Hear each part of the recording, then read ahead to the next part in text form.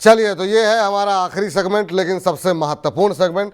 और इस सेगमेंट की महत्ता देखिए कि करीब करीब पौने 2 घंटे का समय होने जा रहा है, और अभी भी जो है 1150 से ज़्यादा लोग, 1150 के करीब लोग हमारे साथ इस कार्यक्रम में, करीब 1200 हो गए।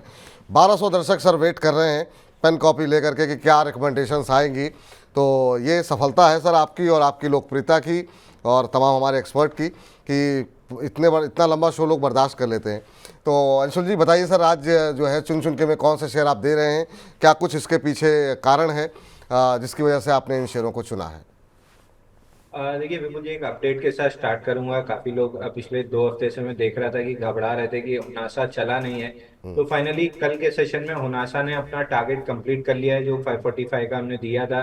अब यहाँ से 545 के ऊपर सस्टेन करता है तो जो 600 रुपए तक की रैली की हम बात कर रहे हैं जी। वो डेवलप होना स्टार्ट हो जाएगी। फिलहाल पहला टारगेट डन हुआ है, थोड़ी सी प्रॉफिट बुकिंग है जो 4-5 दिन चलेगी। नेक्स्ट लेग में 600 रुपए जाता हुआ दिखेगा। अब दो फ्रेश ब्रेकआउट्स आए हैं, दोनों स्मॉल कैप कैटेगरी के स्टॉक हैं। पहला है जैगल प्रीपेड।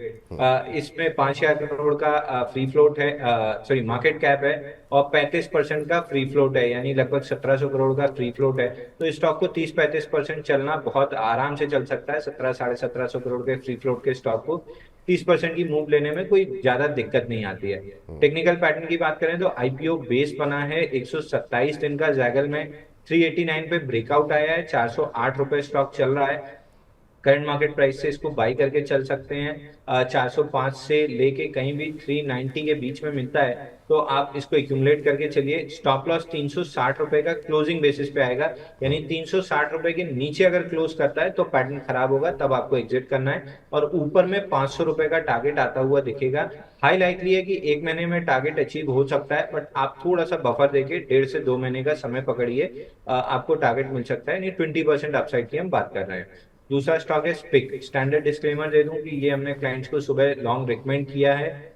यहाँ पे बेहतरीन अपमूव फिगर होती हुई हमको दिख रही है। करंट मार्केट प्राइस 93 रुपीज के आसपास है, इस पे लॉन्ग कर सकते हैं। 90 रुपीज का क्लोजिंग बेसिस का स्टॉप लॉस रहेगा, यानी 90 रुपए के नीचे क्लोज हो तो स्टॉक से एग्जिट करना है। नहीं तो पहला टारगेट इसका 105 रुपए बनेगा, और 105 रुपए निकलता है तो फिर स्टॉक में 124-125 रुपए तक की अपसाइड बनेगी। इसमें 57 डेज का कपनल पैटर्न का ब्रेकआउट है, तो इस स्टॉक को भी बाय करके चल सकते हैं। इसमें सर 105 और 124, अच्छा ठीक है, हमारी टीम जो है बड़ी अलर्ट रहती है। जैसे 124 का लक्ष्य आया तुरंत अपडेट कर दिया गया है यहाँ पर। तो 93 रुपये के आसपास जो कि अभी मौजूदा भाव है, उसी 92-82 का लेवल देखने को मिल रहा है, 2.25% ऊपर यहाँ पे खरीदारी करने की सलाह है। 3 रुपये महज नीचे जो है कि स्टॉप लॉस आपको दिया गया है।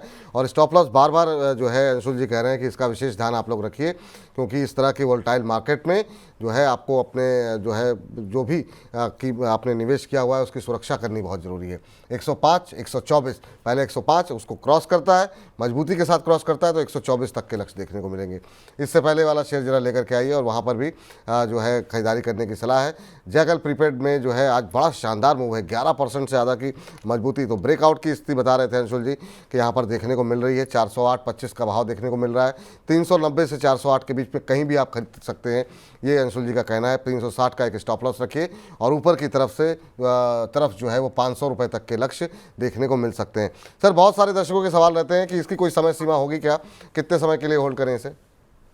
देखिए, स्पिक में जैसा आपका मोमेंटम आया है, ये स्टॉक जैसे 95 के ऊपर सस्टेन करना स्टार्ट करेगा, मोमेंटम डेवलप होगा और 1 से 1.5 हफ्ते में स्पिक के टारगेट मिल जाएंगे। मैं थोड़ा सा टाइम बाई करके चल रहा हूँ, पेसिमिस्टिकली थोड़ा सा खींच के टाइम बता रहा हूँ, तो 1 से 1.5 हफ्ते में स्पिक के टारगेट आ सकते हैं। जैगल प्रीपेड में 1 से 2 महीने का समय लग सकता है। फ्री फ्लोट 1,700 करोड़ के आसपास है, तो उसके पहले भी आ सकता है, बट चूंकि आप खरीद रहे हैं तो थोड़ा सा पेशेंस रखते हुए मान के चलिए कि 1 से 2 महीने का समय लग सकता है। 20% की अपसाइड है। 20% की जो है अपसाइड है। रामवीर ठाकुर साहब कह रहे थे समय सीमा, तो सर आप लोग मत कहिए कुछ, आप लोगों की भावनाएं हम समझते हैं, समय सीमा इसीलिए मैंने पहले पूछ ली। अंशुल जी बहुत बहुत शुक्रिया, बहुत बहुत धन्यवाद आपके धैर्य के लिए। और आज के अच्छा चलिए माफ़ कीजिए सर, अभी इस कार्यक्रम को समेटे उससे पहले जरा प्रेम कुमार जी कह रहे हैं कि आईपीओ सेगमेंट समाप्त हो गया सर, आपने वादा किया था सीजल इंडिया पर राय दिला दीजिए। सर ये इन्होंने 401 पर ले रखे हैं 60 शेयर, हाल फिलहाल की लिस्टिंग है, अगर एक बार आप टिप्पणी कर देंगे तो मेरी जो जवान मैंने इनको दी थी वो खाली नहीं जाएगी सर। बिल्कुल, ये एक बार स्पेलिंग बोलेंगे, मेरे को मिल नहीं। CEIGALL, ये अभी जो है हाल फिलहाल की लिस्टिंग है सर। और ये शेयर जो है थमसा गया। फंडामेंटल्स लोगों को अच्छे लग रहे थे, लेकिन ये सेजल इंडिया का शेयर उस तरीके से चला नहीं। 401 पे इन्होंने खरीदा हुआ है। देखिए, इसमें बहुत ज्यादा कोई मोमेंटम नहीं दिख रहा है, हालांकि डेटा भी मेरे पास बहुत लिमिटेड है, तो टिप्पणी करना बहुत ज्यादा समझदारी नहीं होगी। लेकिन जिस आपका प्राइस स्ट्रक्चर है, मेरे को लग रहा है कि 4 से 6 हफ्ते कंसोलिडेशन में जाता हुआ ज्यादा दिख रहा है स्टॉक। एक बार के लिए होल्ड कर सकते हैं, लेकिन थोड़ा सा रिस्क बढ़ती हुई दिख रही है, तो अगर रिस्क एपेटाइट है तो ही होल्ड कीजिए, नहीं तो एक बार के लिए एग्जिट कर लीजिए। बेस बनने का वेट कीजिए, जैसे जैगल में बेस बन के ब्रेकआउट आया है, या बाकी ओनासा में बेस बन के ब्रेकआउट आया, तो बेस बनने का वेट करेंगे तो ब्रेकआउट पे मोमेंटम मिल जाएगा। तो अगर रिस्क नहीं लेना चाहते हैं तो एग्जिट करके आप ओनासा पे या दूसरे स्टॉक्स में कन्वर्ट कर लें, वहां पे थोड़ी सी मोमेंटम आने के चांसेस ज्यादा है। चलिए, तो ये राय निकल करके आती हुई ब्रजेश कुमार जी कह रहे हैं सर तिरुपति के बारे में कुछ बताइए। सर अभी समय बहुत ज़्यादा हो गया है, अब अंशुल जी बस अब कुछ देर में गुस्सा होने वाले हैं वहाँ से। अंशुल जी बहुत बहुत शुक्रिया, धन्यवाद सर इतने लंबा समय तक धैर्य दिखाने के लिए, दर्शकों के प्रश्नों के उत्तर देने के लिए। कोई डिस्क्लोजर आपकी तरफ से?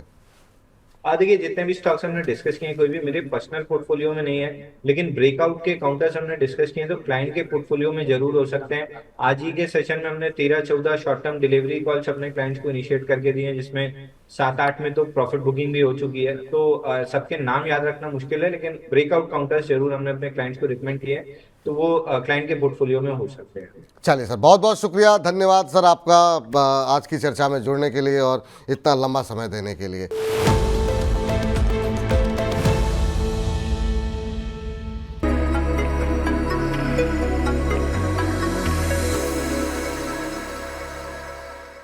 नमस्कार, एक बार फिर से स्वागत है आपका हमारी खास पेशकश सौदा मुनाफे में। सौदा मुनाफे का, जिसमें कि हम लेकर के आते हैं हर रोज HDFC स्काई की तरफ से इनिशिएट की गई एक कॉल के बारे में आपको बताते हैं। क्या वहां पर स्टॉप लॉस होने चाहिए, क्या टारगेट होने चाहिए, फंडामेंटल कॉल है तो कितने समय तक ये कॉल वैलिड है, और ये तमाम जानकारी लेकर के आते हैं हमारे सहयोगी संदीप ग्रोवर। तो सीधे चलते हैं संदीप के पास। संदीप बताइए, आज HDFC स्काई की तरफ से कौन सी नई कॉल इनिशिएट की गई है? बहुत बहुत शुक्रिया आपका। आज के लिए जो HDFC स्काई की ओर से स्टॉक रेकमेंड किया गया है वो है पूना वाला फिनकॉर्प का। खरीदने की जो रेंज है वो है 373 रुपये से 388 रुपये 95 पैसे, यानी कि आपको डिप्स पर थोड़ी सी गिरावट आ जाए, नीचे में स्टॉक मिले तो इस रेंज में आपको खरीदारी करके चलना है। पहला टारगेट है 424 रुपये का, और उसके बाद 455 तक के जो लेवल्स हैं वो भी स्टॉक में आते हुए नजर आ सकते हैं। 14.25% के आसपास के जो रिटर्न्स हैं वो आपको इस स्टॉक में मिलते हुए नजर आ सकते हैं। आपको करीब करीब 3 महीने के आसपास का समय देना है, क्योंकि जो वैलिडिटी बताएगी इस कॉल की वो 5 दिसंबर 2024 तक की है, यानी कि हम सितंबर में हैं और अक्टूबर, नवंबर, दिसंबर तक 3 महीने के आसपास अगर आप इसे होल्ड करते हैं तो 14.25% के आसपास के रिटर्न आपको मिल जाएंगे। ये एक टेक्निकल कॉल है, इसलिए आपको स्टॉप लॉस भी दिया गया है। अगर आप 373 रुपये से 388 रुपये 95 पैसे की रेंज में खरीदते हैं तो आपको 363 रुपये का स्टॉप लॉस भी जरूर मेंटेन करके चलना है। 14.25% के आसपास के यहाँ पे रिटर्न्स एक्सपेक्टेड हैं। ये तमाम trading calls HDFC sky app का एक फीचर है, जहां आप HDFC स्काई की in house expert research team से रिकमेंडेशंस ले सकते हैं। साथ ही स्क्रीन पर दिए गए QR कोड की मदद से आप HDFC स्काई के ऐप को डाउनलोड भी कर सकते हैं, या फिर डिस्क्रिप्शन में दिए गए लिंक पर क्लिक करके HDFC स्काई के साथ डीमैट और ट्रेडिंग अकाउंट खोल सकते हैं। चलिए संदीप, बहुत बहुत शुक्रिया, धन्यवाद आपका तमाम ये जानकारी देने के लिए, बताने के लिए कि HDFC स्काई की तरफ से कौन सी कॉल इनिशिएट की गई है। इस सेगमेंट को अब यहीं पर समाप्त करते हैं, लेकिन आप लगातार बने रहिए मनी 9 के साथ।